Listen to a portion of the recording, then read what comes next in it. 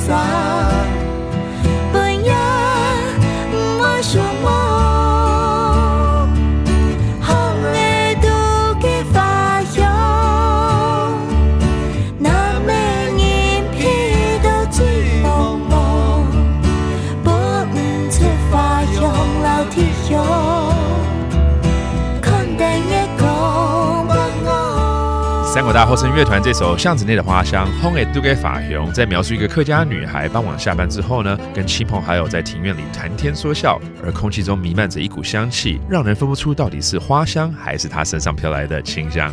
Well, there you have it, another Hakka song on ICRT. I'm Joseph Lin. See you next time. 客家风情由客家委员会监制。We Love Hakka has been brought to you by the Hakka Affairs Council.